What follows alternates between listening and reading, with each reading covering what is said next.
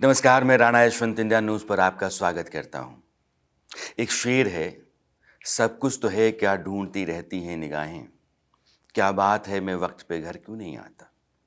इस शेर की मुराद उन लोगों से है जो लोग ज़िंदगी के मायने लगातार तलाशते रहते हैं और ज़िंदगी उनके पीछे लगातार भागती रहती है। ये लोग न चैन पाते हैं, न ज़िंदगी सुकून से रहती है। हर वक्त कुछ नया, कुछ नया, कुछ नया। और ऐसे लोगों की तादाद हमारे आपके आसपास बहुत कम होती है। आज मैं शख्स सामने बैठा हूँ, वो कुछ ऐसे ही हैं। कार्तिकेय शर्मा, आपका बहुत बहुत स्वागत है। देश का बहुत बड़ा न्यूज़ नेटवर्क आपने खड़ा किया। प्रो रेसलिंग लीग स्पोर्ट्स में भी आपने अलग वेंचर्स खड़ा किए। रमे थे, रचे थे, लगे थे। आपको लंबे से जानता हूँ। दूर दूर तक राजनीति से आपका रिश्ता नाता नहीं था। आप कहते कि राजनीति को मैं सिलसिले लेता ज़रूर हूँ, लेकिन राजनीति मेरा इंटरेस्ट नहीं है। पारिवारिक पृष्ठभूमि ज़रूर राजनीति की, लेकिन एक दिन अचानक पता चलता है कि आप तो राजनीति में आ गए। ये अचानक कैसे हो गया? आपने एक पंक्ति बोली इस शुरुआत में कि मायने क्या है।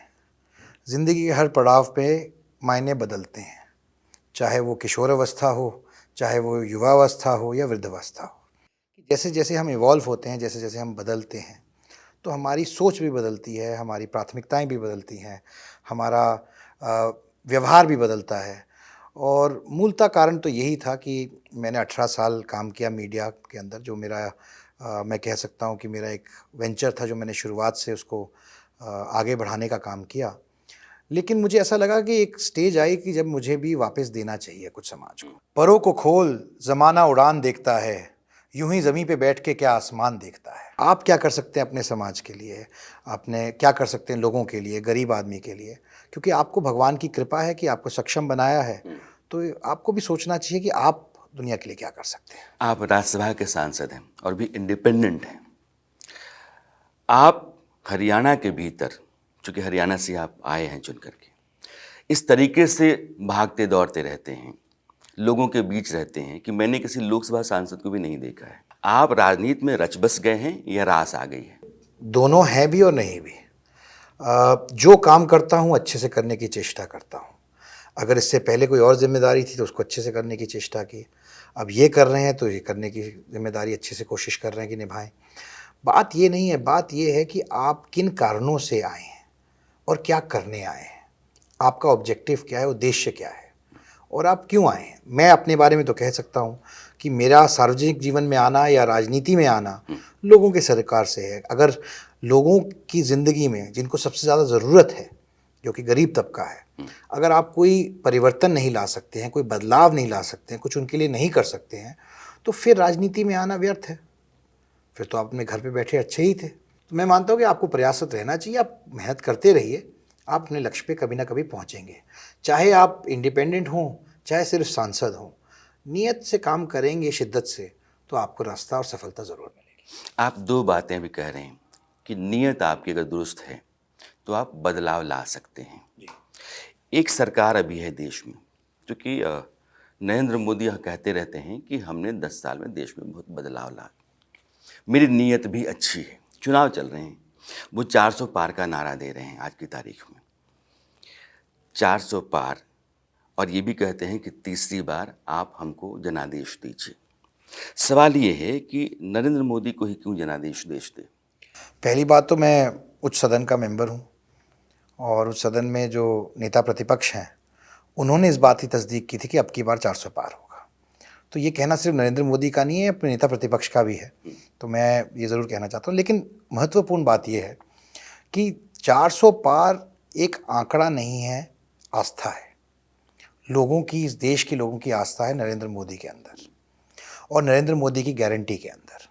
ये कैंपेन नरेंद्र मोदी जी ने शुरू किया मोदी की गारंटी से। मोदी की गारंटी क्या है? वो लोगों का विश्वास है। वो जो 10 साल उन्होंने काम किया है, जो कहा था वो किया है, उसकी गारंटी है। अगर कोई नेता अपने नाम से गारंटी देकर बोले, तो आप सोचिए कि कितना बड़ा रिस्क है अगर लोगों का विश्वास उस पर नहीं है तो ये विश्वास है जो कि गारंटी देने पे भी मजबूर करता है और लोग उस गारंटी को मानते भी हैं, क्योंकि उन्हें प्रत्यक्ष तौर पे देखा है कि पिछले 10 साल में किस तरीके का परिवर्तन देश के अंदर आया है, किस तरीके की नीतियाँ आई हैं, किस तरीके की डेवलपमेंट के काम हुए हैं और कहाँ आज भारत को क्या संज्ञा विश्व में मिली है।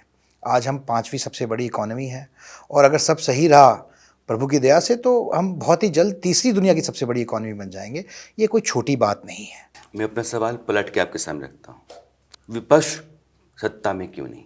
देखिए, विपक्ष सत्ता में इसलिए नहीं है क्योंकि लोगों ने विपक्ष को सत्ता में बहुत लंबे समय से अरसे से समय दिया है, मौका दिया है और वे जो भी बातें बोलते हैं वो करने का भी मौका दिया है। और कहते ना प्रत्यक्ष को प्रमाण नहीं, तो सब कुछ तो उनके सामने है कि वो 50-55 साल के कार्यकाल के अंदर विपक्ष ने क्या दिया है देश को। आज वो कहते हैं गरीबी हटाने की बात करते हैं या और अन्य बातें करते हैं, जनगणना की और अन्य विषयों की, तो उनको किसने रोका था ये करने से जब उनका कार्यकाल था। अब आपके पास सत्ता नहीं है तो आप ऐसी बातें करिए, जब आप सत्ता में थे तब आपने नहीं की। मैं मानता हूँ देश की जनता बहुत समझदार है, सब समझती है कि कौन क्या क्यों कह रहा है और किस लिए कह रहा है। ये ठीक है कि नरेंद्र मोदी का दावा है 400 पार, लेकिन राहुल गांधी कहते हैं कि 180 के आगे नहीं जा सकते। इस बार नैया डूबी हुई है।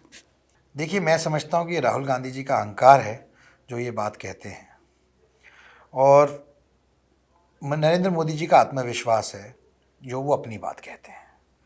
अहंकार और आत्मविश्वास एक तरीके से समझिए तो ये एक ही सिक्के के दो पहलू हैं।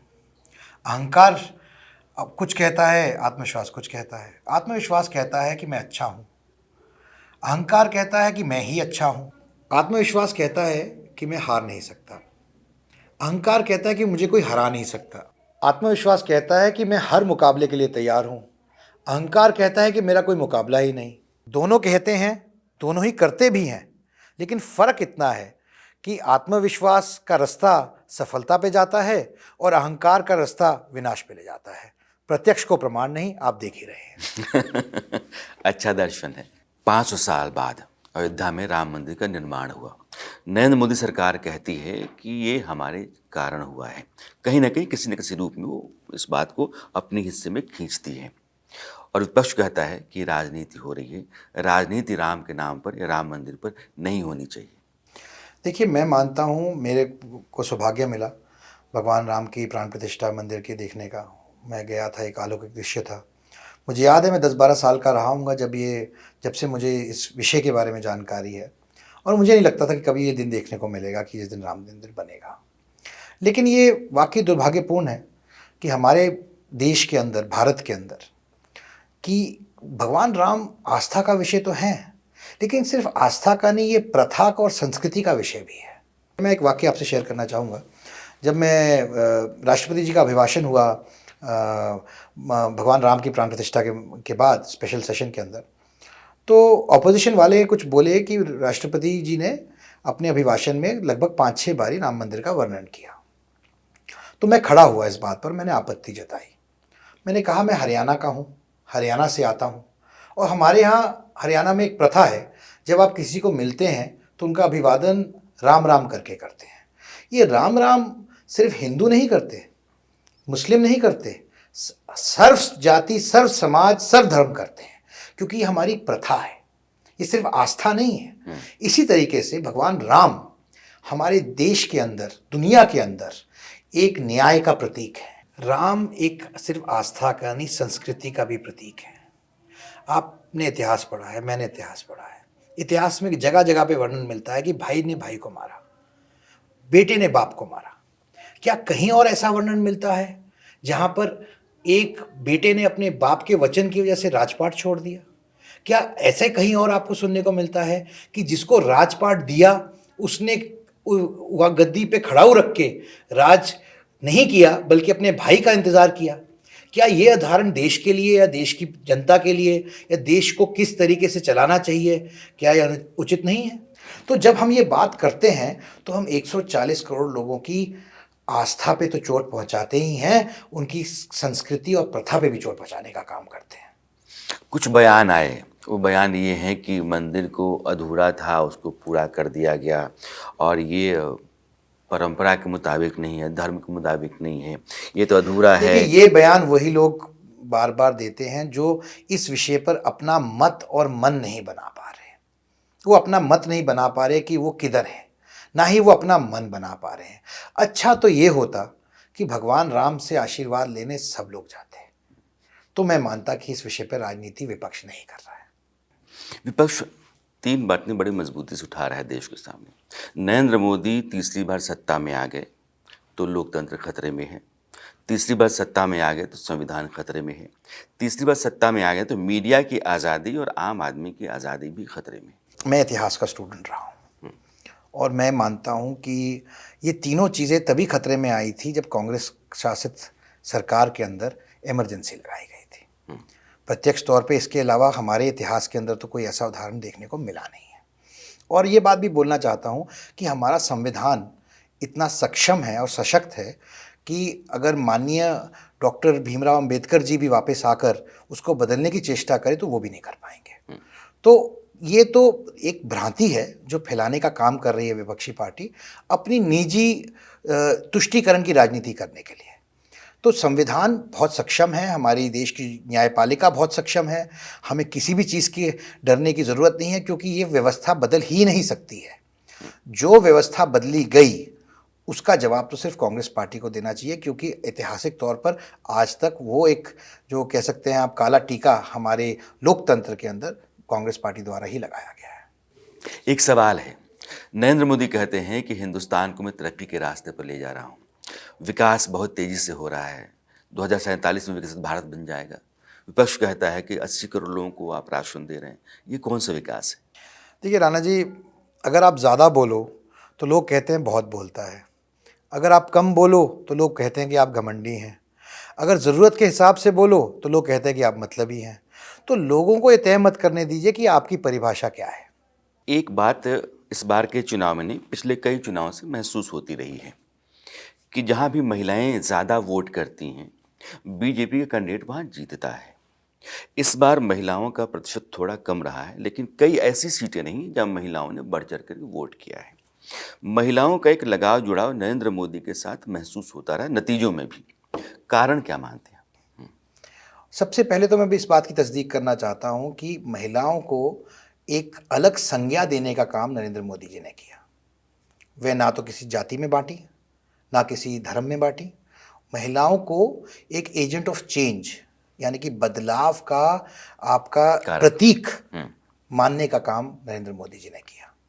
आप समझिए, जब हमारे देश के अंदर टॉयलेट नहीं है, देश के अंदर हमारे यहाँ मूलभूत सुविधाएं नहीं हैं, तो आपको जब परिवर्तन लाना है तो वो ऊपर से नहीं आएगा, नीचे से आएगा। अगर नीचे से लाना है तो आपको समझना पड़ेगा कि वो नीचे का एजेंट ऑफ चेंज कौन है। वो हर घर में गृहिणी है, महिला है। तो पहली बात तो उसको रिकग्नाइज करना और उनको इज्जत देना, ये काम नरेंद्र मोदी जी ने किया। उसके बाद उनको एम्पावर करना, उनको सशक्त बनाना, उनके बैंक खाते खोलकर उज्ज्वला योजना के ज़रिए और ऐसी अनेकों योजना के लिए जहां पर महिलाओं के ऊपर, महिलाओं को एक तौर पे देखा गया कि महिलाएं ना तो जातीय आधार पे देखा गया, ना धर्म के आधार पे देखा गया, उनको एक सिर्फ महिला देश की आधी आबादी के हिसाब से देखा गया। लोग बात करते हैं कि हमारे यहाँ पंचायती राज में महिलाओं को सरपंची का चुनाव लड़ने के लिए जो रिजर्वेशन मिली थी, तो ये बात सही है कि ये रिजर्वेशन बहुत पहले कांग्रेस सरकार में मिली थी, लेकिन मैं तो क्योंकि खुद घूमता हूँ, मैंने देखा है। तो अभी तक ये कुरीति थी कि जहाँ पर आप जब महिला अगर सरपंच हैं तो उनका प्रतिनिधित्व उनका पति करता है और उसको ही राइट दिया हुआ एक तरीके से कि ये सरपंच प्रतिनिधि हैं, जबकि ऐसी व्यवस्था संविधान के अंदर कोई नहीं है कि सरपंच का भी कोई प्रतिनिधि होए। तो आपने एम्पावर किया लेकिन वो एम्पावर नहीं हुई। ये बात समझने के लिए हमारे को एक नरेंद्र मोदी लगे इस देश के अंदर, जिन्होंने महिलाओं की पीड़ा समझी और समझा कि अगर देश के अंदर अमूलचूल परिवर्तन लाना है तो महिलाओं को एक अलग संज्ञा देनी पड़ेगी, अलग तरीके से, अलग नज़रिए से देखना पड़ेगा और उनको एम्पावर करना पड़ेगा, सशक्त करना पड़ेगा। तभी वो एजेंट ऑफ चेंज की तरह देश के अंदर नीचे से लेकर ऊपर तक बदलाव ला पाएंगे। चाहे वो टॉयलेट्स की व्यवस्था की बात हो, चाहे वो डायरेक्ट बेनिफिट ट्रांसफ़र की बात हो, चाहे महिलाओं के खातों में डायरेक्टली पैसे देने की बात हो, चाहे आयुष्मान कार्ड की बात हो, जितने भी स्कीम्स निकली हैं सब जगह महिलाओं को सशक्त करने का काम किया गया है। ये नहीं देखा गया कि वे किस धर्म से हैं या किस जात से हैं, वे महिला हैं इसलिए उनको प्राथमिकता दी गई। ये किया नरेंद्र मोदी जी ने, इसलिए महिलाएं उनको ज़्यादा नंबर पे वोट देती हैं। मैं तो ये भी कहूँगा, मैं किसी जाति विशेष की बात नहीं करूँगा, किसी समाज विशेष की बात नहीं करूँगा, किसी धर्म विशेष की बात नहीं करूँगा, लेकिन ऐसा क्यों है, जो आपका सवाल था, कि महिलाएं अक्रॉस पार्टीज, अक्रॉस रिलीजन उनको बढ़ चढ़ के वोट देती हैं? क्योंकि किसी ने तो उनकी सुध लेने का काम किया। महिलाओं की बात हो रही है, एक सवाल और आपसे करना चाहता हूँ। मैं मुस्लिम महिलाओं की बात अभी कर रहा हूँ। अभी भी शाहबानों के मामले का जिक्र होता है। कॉम्पनसेशन आज भी उनके लिए अनएड्रेस्ड है। तलाक अपने तरीके से है, निकाह भी है तो 4 बीवियाँ हो सकती हैं। कहा यह जा रहा है कि नरेंद्र मोदी की सरकार यूसीसी ला ही रही है ज़्यादातर मुस्लिम महिलाओं की बेहतरी के लिए। यह बात आप मानते हैं, या फिर ये सारी महिलाओं के लिए, पूरे समाज के लिए, हर नागरिक के लिए? मैं ऐसा मानता हूं कि यूसीसी आ रहा है ताकि दोबारा से शाहबानो जैसा केस ना हो सके, ऐसा मेरा मानना है। क्योंकि देखिए, जो हमारी संवैधानिक पीठ थी उसने देश के संविधान के हिसाब से एक फैसला दिया कि 72 रुपये, महज 72 रुपये सालाना वो देना है। अब उन्होंने एक संवैधानिक पीठ ने कानून का इंटरप्रिटेशन करके बताया, जो हमारे यहाँ हाईएस्ट बॉडी है, इसका डिसीजन फाइनल होता है। अब कांग्रेस सरकार ने उस फैसले को उलटने का काम किया। ऐसा दोबारा ना हो कभी आगे जाकर, कि वो जो हमारी मुस्लिम बहनें हैं उनको ऐसा ना देखना पड़े, ऐसा समय ना देखना पड़े, इसलिए यूसीसी भी जरूरी है। अभी एक ताज़ा घटना चल रही है सैम पित्रोदा को लेकर के। आज उनका एक बयान है कि दक्षिण भारत के लोग अफ्रीकी मूल के लोगों की तरह दिखते हैं, पूर्वोत्तर के लोग चीनियों की तरह दिखते हैं, उत्तर भारत के लोग कहीं और की तरह दिखते हैं। और प्रधानमंत्री ने इस पर बहुत ऐतराज़ किया है। उन्होंने रैलियों में कहा है कि अभी तक मुझे गालियां दी जा रही थी तो मैं सह रहा था, मेरे देश के लोगों को ये नस्लभेदी टिप्पणी करके गालियां दी जा रही हैं, और वो साहब दे रहे हैं जो साहबजादे के गुरु हैं, मेंटोर हैं। जो लोग ये बात कह रहे हैं, जिनका आपने अभी वर्णन किया, मैं मानता हूँ ये बहुत ही संकीर्ण मानसिकता है उनकी। वो ना तो भारत को समझते हैं, ना सनातन को समझते हैं। शायद दुनिया भारत को, सनातन को उससे बेटर समझ रही है इन लोगों से। देखिए, विडंबना तो ये है कि जब भी भारत की गौरव की बात आती है, तो जब तक भारत की बात पश्चिम नहीं करता, तब तक हमारे लोग उसको नहीं मानते। ये वाकई अपने आप में एक विडंबना है। मैं आपको एक उदाहरण देता हूँ कि जब प्रोफेसर मैक्स मूलर ने और थॉमस एडिसन ने पहला साउंड रिकॉर्ड करना था ऑक्सफोर्ड यूनिवर्सिटी में, तो उन्होंने ये फैसला किया कि जो पहले ऋग्वेद की सबसे पहली ऋचा है उसको प्रोफेसर मैक्स मूलर ने अपनी आवाज़ में रिकॉर्ड किया, क्योंकि उनका ये मानना था कि जो दुनिया का सबसे पुराना ग्रंथ है, पहली आवाज़ जो रिकॉर्ड हुए उसी ग्रंथ की होनी चाहिए। ये उसका महत्व है, उसकी मान्यता है। और ऐसी बातें हज़ारों मील दूर एक अमेरिका में या किसी कंट्री में बैठ के करना बहुत आसान है। ना तो आप लोगों की भावना समझते हैं, ना आप लोगों के बीच में जाते हैं, ना आप समझते हैं कि लोगों के क्या एहसास है। क्योंकि भारतीय होने का जो एहसास है, जो गर्व है, वो महसूस करने के लिए आपको भारत का हिस्सा होना पड़ेगा। अच्छा, एक बात पूछना चाहता हूँ। आप इंग्लैंड से पढ़े, लंबे समय तक आप इंग्लैंड में रहे हैं, अभी भी बाहर जाते रहते हैं, आप हिंदुस्तानी हैं। पहले जब जाया करते थे और अब जब नरेंद्र मोदी के 10 साल हो गए हैं, अब जाते हैं, दोनों में भारत की इमेज को लेकर के, इज्जत को लेकर कोई फ़र्क महसूस होता है आपको? बहुत फ़र्क महसूस होता है। मैं आपको बताना चाहता हूँ कि जब मैं एक स्टूडेंट था और मैं पढ़ता था इंग्लैंड में, तो उस दौरान की बात है कि जब हम लोग जाते थे अपना नीला पासपोर्ट लेकर, तो हमें पाकिस्तान को, बांग्लादेश को, चाइना को एक ही श्रेणी में, एक ही तरीके से देखा जाता था। आज जब आप अपना पासपोर्ट लेके जब जाते हैं, तो एक इंडियन सिटीज़न को, भारतीय नागरिक को एक बहुत ही रिस्पेक्ट के नज़रिए से देखा जाता है।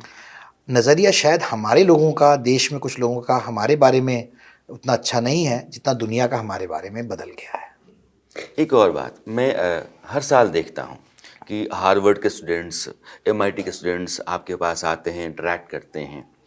वो आपसे क्या जानते हैं, क्या पूछते हैं, आप क्या बताते हैं? देखिए, एक इंग्लिश की बहुत पुरानी कहावत है, नथिंग सक्सीड्स लाइक सक्सेस।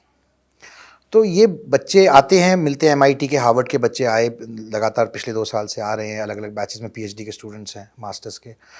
तो उनका मेन इशू इंडिया की ट्रांसफॉर्मेशन और इंडिया के अंदर जो ये अमूलचूल परिवर्तन और बदलाव आया है पिछले 10 साल में, इसको लेकर जो उनकी जिज्ञासा है, इसके ऊपर ही उनके ज़्यादातर सवाल केंद्रित होते हैं। जैसे मैं आपको उदाहरण के तौर पे एक बताता हूँ कि पिछली बार MIT से बच्चे आए तो मैंने उनको डिजिटल बैंकिंग सिस्टम की बात की, UPI की बात की, उनको बताया कि हम दुनिया का सबसे बड़ा डिजिटल बैंकिंग सिस्टम बने हैं और उसका क्या महत्व है एक ग्रोइंग इकोनॉमी के लिए, किस तरह से कंट्रीब्यूट कर सकता है एक ग्रोइंग इकोनॉमी के लिए। तो उनमें से एक बच्चे ने बाहर जाते ही UPI ऐप डाउनलोड की, रेडी वाले के पास गया, उसने एक आइसक्रीम खरीदी, सॉफ्टी खरीदी और सॉफ्टी खरीद के उसने वीडियो बनाकर अपलोड करके मुझे भेजी। तो मुझे बहुत अच्छा लगा कि लोग हमारे से कुछ सीखना चाह रहे हैं। हज़ारों साल के बाद आज दुनिया हमारे को एक अलग दृष्टिकोण से देख रही है। मैं आपको एक और उदाहरण देता हूँ, जो सबसे कॉमन सवाल है, जो अधिकांश लोग मुझसे पूछते हैं जब भी आप फॉरेन स्टूडेंट से इंटरेक्ट करें, वो पूछते हैं कि भारत दुनिया का सबसे युवा देश है, लगभग 65% आबादी 35 साल से कम उम्र की है, तो जाहिर सी बात है कि सबसे बड़ा धड़ा युवा है। तो वो उसके होने के बावजूद ज़्यादातर युवा नौजवान देश के प्रधानमंत्री जो कि 70 साल के हैं, उनके प्रति ज़्यादा क्यों देखते हैं, खिंचते हैं, उनका झुकाव उनकी तरफ क्यों है वनस्पत ऑपोजिशन लीडर के जो उनकी एज के बहुत पास है कंपैरेटिवली। तो मेरा ये मानना है कि लोकतंत्र के अंदर, डेमोक्रेसी के अंदर सक्सेस सबसे बड़ा पुल फैक्टर है। एक सक्सेस स्टोरी है चाय वाले से लेके देश के प्रधानमंत्री बनने तक, और देश के प्रधानमंत्री बनने से दुनिया के टॉप कुछ लीडर्स में के तौर पर काबिज होने तक। ये रिस्पेक्ट ऐसे ही नहीं मिलती। ये रिस्पेक्ट सिर्फ इस वजह से नहीं मिलती कि आप देश के प्रधानमंत्री हैं। इससे पहले हमारे देश के अनेकों प्रधानमंत्री हैं जिनको भी दुनिया में अच्छी नज़र से देखा जाता था, लेकिन दुनिया ने नरेंद्र मोदी को एक as a agent of change देखा है और वो यह जानना चाहते हैं, चाहे वो इंडस्ट्रियलिस्ट हों, चाहे वो पॉलिटिकल लीडर्स हों, चाहे वो प्रबुद्ध लोग हों समाज के, वे जानना चाहते हैं कि इंडिया में ऐसा क्या हो रहा है, भारत में ऐसा क्या हो रहा है जो इतना जल्दी और तेज़ी से बदलाव आ रहा है। ये विडंबना ये है कि उनको दिख रहा है, कुछ लोग देश में जो हैं विपक्षी पार्टियों को, उनको ये बदलाव नहीं दिख रहा। आप कह रहे हैं कि नरेंद्र मोदी की अगुवाई में हिंदुस्तान बदला है और दुनिया के लोग आकर के आपसे, ये मैं नहीं कह रहा हूँ, ये दुनिया के लोग कह रहे हैं। दुनिया के लोग कहते हैं। ऑपोजिशन कहता है कि नरेंद्र मोदी एक ही काम ज़्यादा करते हैं, वो केदारनाथ जाएंगे, विश्वनाथ जाएंगे, वो महाकाल जाएंगे, और ये यात्राएं होती हैं उनकी, मंदिर मंदिर जाते हैं, ज़्यादातर समय उनका उसी में जाता है। देखिए, मेरा ऐसा मानना है कि आस्था का जो विषय है वो हमारी आस्था हमारे प्रत्येक व्यक्ति की अपनी होती है और आस्था के ऊपर किसी को भी कटाक्ष करने का हक नहीं है। वो लोग जो कटाक्ष करते हैं कि भूल जाते हैं कि उन्हीं के पुरखे और पूर्वज वे भी मंदिर जाया करते थे, वो भी मंदिरों से अपना चुनाव शुरू करते थे। अगर ये गलत है तो शायद वो भी गलत था। आप ऐसे अनेकों देशों का उदाहरण देखिए जहाँ पर धर्म शायद बदल गया हो, लेकिन जो वहाँ पर संस्कृति नहीं बदली। संस्कृति नहीं बदली। संस्कृति आज भी वही है जो आज से कई सौ हजारों साल पहले थी। जब वे अपनी संस्कृति छोड़ने को तैयार नहीं है, अपनी प्रथा को छोड़ने को तैयार नहीं है, इसके बावजूद कि वो अलग धर्म के अंदर चले गए हैं या अलग धर्म को मानते हैं, तो हम अपनी संस्कृति और प्रथा को कैसे छोड़ दें? अभी तक मैं राज्यसभा के एक इंडिपेंडेंट सांसद से बात कर रहा हूं, लेकिन जवाब जो आपके हैं वो ये बताते हैं कि आप नरेंद्र मोदी को बहुत पसंद करते हैं और बीजेपी की फिलॉसफी के साथ आप चलते हैं। देखिए, मेरा मानना है कि जो देश के लिए अच्छा है वो मेरे लिए अच्छा है। अगर मैं बात करूं नरेंद्र मोदी की, तो मैं ये कहना चाहता हूं कि मुझे नहीं याद आता है कि हमारी 1947 से लेकर आज तक किसी प्रधानमंत्री ने, करना तो छोड़िए, सोचने का भी काम किया होगा, हिमाकत की होगी कि भारत एक विकसित देश के तौर पर काबिज हो सकता है। ये वाकई एक हिमाकत शब्द मैंने इस्तेमाल किया है, क्योंकि हम तो हमेशा गरीबी हटाओ में लगे रहे। हम तो हमेशा मूलभूत चीज़ें, सड़क, पानी, बिजली, रोटी, कपड़ा, मकान, इन्हीं चीज़ों में उलझे रहे, क्योंकि यही चीज़ें जो मूलभूत सुविधाएं हम यही नहीं दे पाए। मैं ये मानता हूं कि इसके अंदर एक बहुत बड़ा परिवर्तन हुआ है, सोच के अंदर बहुत बड़ा परिवर्तन हुआ है, व्यवस्था के अंदर बहुत बड़ा परिवर्तन हुआ है। और ये परिवर्तन सिर्फ इसलिए नहीं है क्योंकि आपने कोशिश की है, आपने एक रोड मैप के तहत एक संयोजित प्लान के तहत उस पर काम किया, काम करने का रिजल्ट निकला और आप उससे संतुष्ट होकर बैठ नहीं गए, आप उसको और आगे बढ़ाने का काम कर रहे हैं। आप नरेंद्र मोदी तो 25 साल बाद नहीं होंगे, लेकिन वो आज प्लान बना रहे हैं कि 25 साल बाद भारत कहां होगा। ये चेष्टा इससे पहले किसी और प्रधानमंत्री ने नहीं करने की कोशिश की, ना सोचा, ना समझा, ना ही सोचा कि ऐसा संभव भी हो सकता है। तो मैं क्यों ना करूं उनकी तारीफ। आपके प्रधानमंत्री कहते हैं कि हमें तीसरा टर्म दे दीजिए तो 2047 में जो विकसित भारत होगा उसकी बुनियाद पड़ जाएगी। तीसरा टर्म क्यों, 10 साल में क्यों नहीं किया? देखिए, मैं ऐसा मानता हूं कि जो काम नरेंद्र मोदी जी ने 2014 के बाद आने के बाद शुरू किए हैं, उनको पूरी तरह से कार्यान्वित करने के लिए अगले 5 साल भी बहुत जरूरी हैं। भारत एक टाइम पे चाइना से आगे होता था और जब 79 के बाद चाइना में लिबरलाइजेशन होनी शुरू हुई और उन्होंने अपनी इकोनॉमी खोलना शुरू किया, तो हम लोग काफ़ी पीछे रह गए। और आप इसी की वजह से आप देखें कि हम लोग चाइना से आगे होते थे एक टाइम पर, और अब चाइना हमसे कितने आगे निकल गया है। आज की दुनिया में लड़ाई वेपन्स की नहीं है, अर्धसेना की नहीं है, अर्थव्यवस्था की है। और अगर हम चाहते हैं कि हमारे देश के अंदर एक ऐसी अर्थव्यवस्था होए जो हमारे को एक विकसित देश के तौर पे दुनिया में पहचान दे सके, तो नरेंद्र मोदी का 5 साल आना बहुत ज़रूरी है। क्योंकि जो काम उन्होंने शुरू किए हैं उनको कार्यान्वित करने के लिए, भारत को जो उसकी पोजीशन है दुनिया में वो प्राप्त करने के लिए अगले 5 साल बहुत ज़रूरी हैं।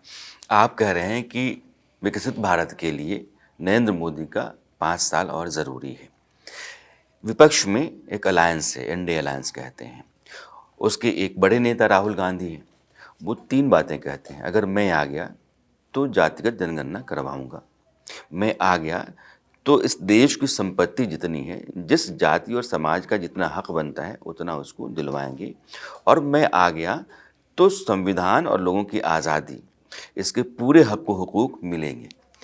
देखिए, कांग्रेस पार्टी ने इस देश के ऊपर सबसे ज़्यादा राज किया है। लगभग 55 साल उनका राज रहा है। वे जो भी बातें कह रहे हैं वो उन्होंने क्यों नहीं की पिछले 55 साल के अंदर, सबसे पहले तो उनको इस बात का जवाब देना चाहिए। दूसरी बात, उनको इस बात का भी पता है कि वो ताकत में नहीं आने वाले हैं, क्योंकि उनको अपनी राजनीतिक रोटियां सेकनी हैं और वो अपनी राजनीति के हिसाब से अपना बयान रख रहे हैं। मेरा मानना है कि जो संज्ञा प्रधानमंत्री ने दी है, जो 4 जातियों का वर्णन प्रधानमंत्री मोदी जी करते हैं, और मैं इसलिए कह रहा हूँ कि कांग्रेस तुष्टीकरण करना चाहती है जातीय आधार पर। गरीब जाति है, महिला जाति है, नौजवान जाति है, किसान जाति है, इन जातियों की बात करनी चाहिए, वनस्पत जाति आधार पर तुष्टीकरण की राजनीति करने के बजाय। आपने 36 बिरादरी की बात की, और जो लोग हरियाणा के हैं उनको पता चल जाएगा कि आप हरियाणा से हैं, क्योंकि बिरादरी वहीं होती है। हरियाणा के बारे में कहा यह जा रहा है, जो चुनाव हैं अभी, कि किसान विरोध कर रहे हैं, उसका खामियाजा उठाना पड़ सकता है बीजेपी।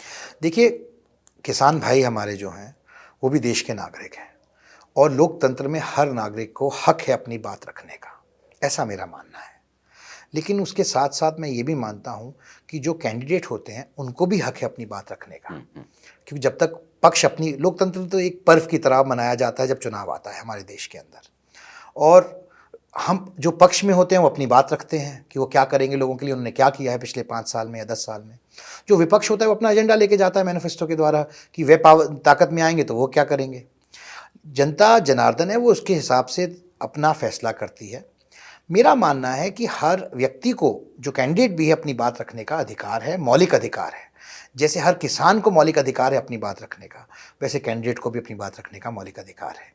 ना इनको वंचित करना चाहिए, ना उनको वंचित करना चाहिए। मैं आपको अपना उदाहरण देता हूँ।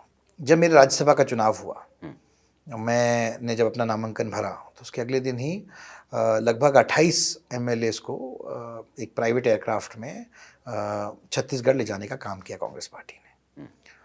और एज अ कैंडिडेट मेरे वोटर्स तो एमएलएस हैं, तो मेरा दायित्व बनता है, जिम्मेवारी भी है, दायित्व भी है, और मेरा हक भी बनता है कि मैं अपने वोटर्स तक पहुंच के उनको अपनी बात कहूं कि मैं उनके लिए क्या करूंगा, मैं अपने राज्य के लिए क्या करूंगा, अपने देश के लिए क्या करूंगा, मेरा क्या एजेंडा है, मैं सांसद बनूंगा तो क्या करूंगा। लेकिन दुर्भाग्यपूर्ण बात थी, क्योंकि वो सारे के सारे 9-10 दिनों के लिए रायपुर में थे, जबकि चुनाव हरियाणा का था। हालांकि वहाँ पे निकाय के चुनाव हो रहे थे, तब भी वे वहाँ नहीं थे। तो मैं अपनी बात नहीं रख पाया उन तक। लेकिन मैंने मीडिया के माध्यम से, आपके जैसे माध्यमों से अपनी बात रखने की कोशिश की। शायद इसीलिए किसी का मन बदला और उन्होंने मुझे वोट देने का काम किया। तो देखिए, चुनाव में तो हर कैंडिडेट का हक है कि वो अपनी बात रखे और अपनी बात जो वो करना चाहता है लोगों के लिए उन तक पहुंचाने का काम करे। जो लोग आपको बहुत नज़दीक से जानते हैं उनके लिए एक सवाल बहुत लंबे समय से अपना उत्तर ढूंढ रहा है। आपको जो टिकट मिला तो ये अचानक कॉल आ गई या नहीं, मैं आपको करेक्ट है, मुझे कोई टिकट नहीं मिला। मैं एक टिकट नहीं, मतलब जो मैं इंडिपेंडेंट मैं खुद को ठीक सांसद करता हूँ, तो मैंने अपना नामांकन भरा हाँ, ये जो इंडिपेंडेंट सांसद के तौर पे। लड़ने का जो आपने लेकिन सोचा। हाँ, ये जो फैसला हुआ लड़ने का, वो ज़रूर इसलिए था कि देखिए, मैं राजनीतिक परिवार से आता हूँ। मेरे पिताजी राजनीति में हैं और मेरा परिवार राजनीति में था। तो लेकिन मेरा फैसला राजनीतिक परिवार में होने की वजह से नहीं था।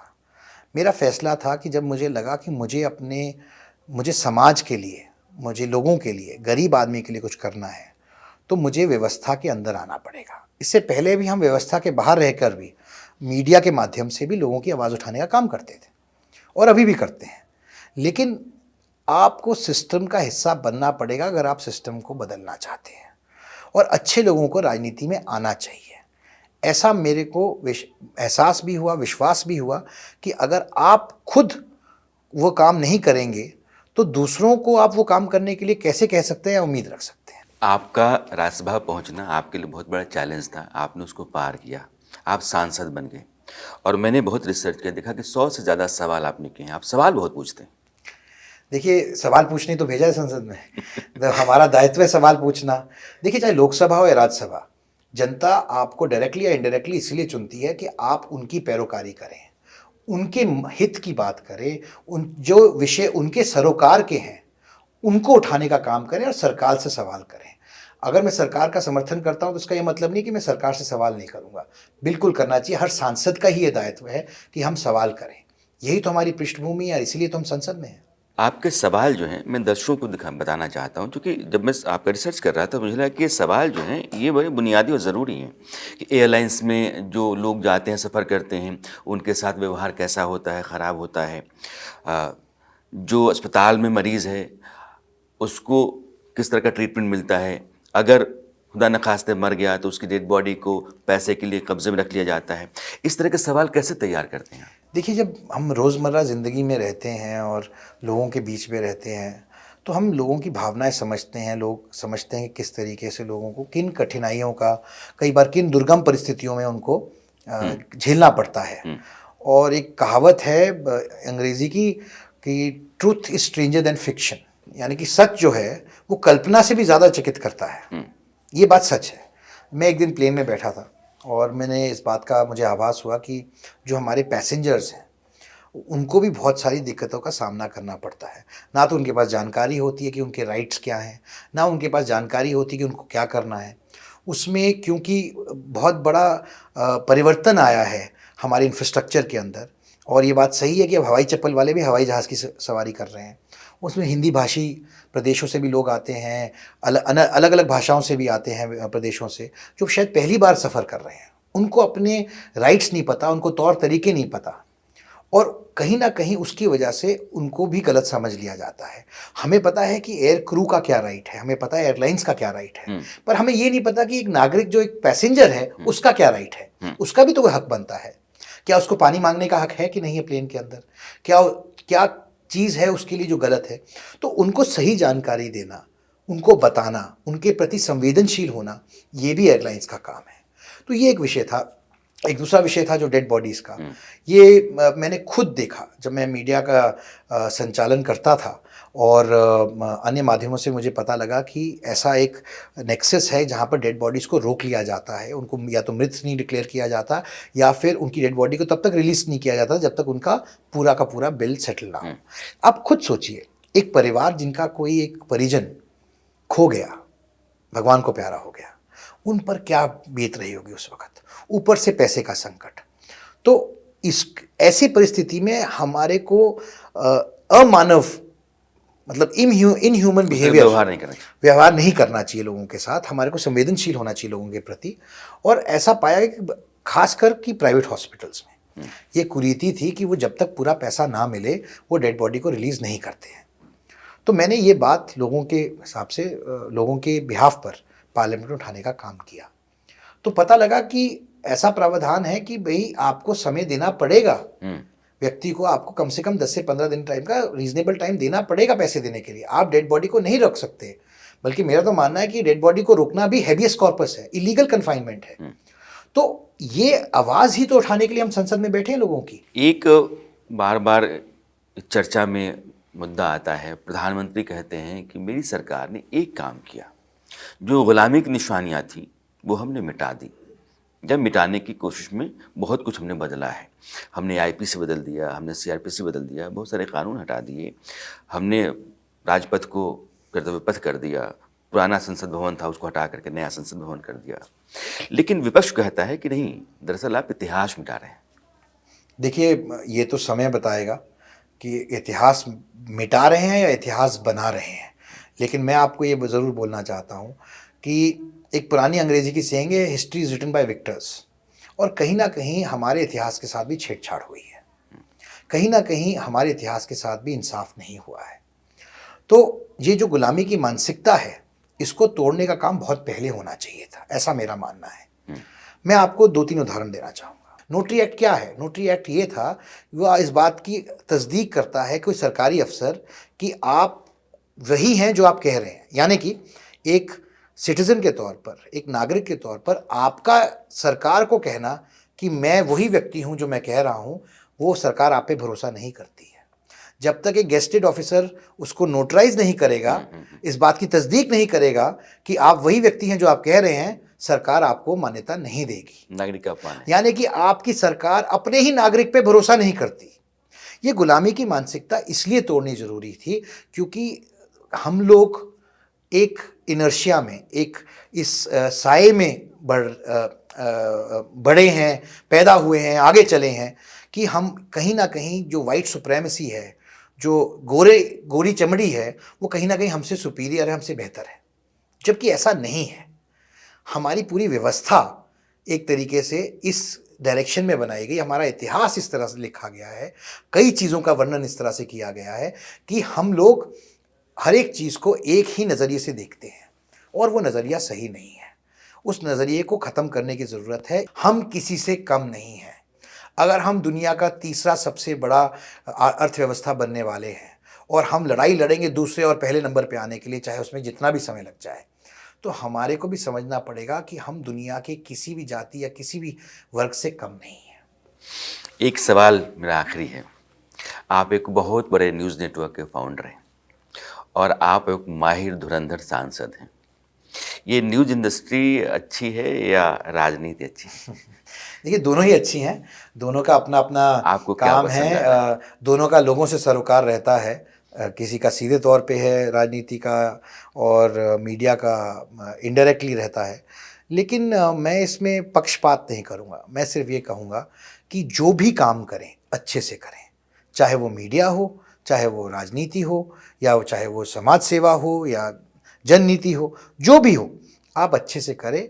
अगर आप अच्छे से करेंगे तो शायद आप वो जो करने के लिए निकले हैं वो आप पा पाएंगे, कर पाएंगे। कार्तिक, जब रैपिड फायर, आपके लिए राजनीति क्या? सेवा। सेवा क्या? धर्म। धर्म क्या है? सनातन। और सनातन? वासुदेव कुटुंबकम। आपके लिए सत्ता क्या? बदलाव का मौका। बदलाव क्या? देश को विकसित बनाना। और विकास की परिभाषा क्या? पंक्ति में खड़े आखिरी व्यक्ति तक फायदा पहुंचना। मोदी का मतलब? प्रधान सेवक। सेवा क्या है? धर्म। धर्म क्या है? गरीब का उत्थान। उत्थान से क्या होगा? सबल भारत। भारत सबल बनके क्या करेगा? विश्व गुरु बनेगा। विश्व गुरु भारत क्या करेगा? मानवता का कल्याण। वासुदेव कुटुंबकम। सच क्या है? जिसमें मिलावट नहीं। मिलावट कहाँ नहीं है? ईमान में। ईमान मतलब? ईश्वर। ईश्वर का अर्थ? सनातन। सनातन क्या है? वासुदेव कुटुंबकम। बहुत जानदार, शानदार, धारदार बातचीत की है आपने, और बहुत कुछ कहा है आपने, और हर सवाल का आपने खुल के जवाब दिया है। बहुत बहुत शुक्रिया आपका। धन्यवाद, बहुत बहुत धन्यवाद।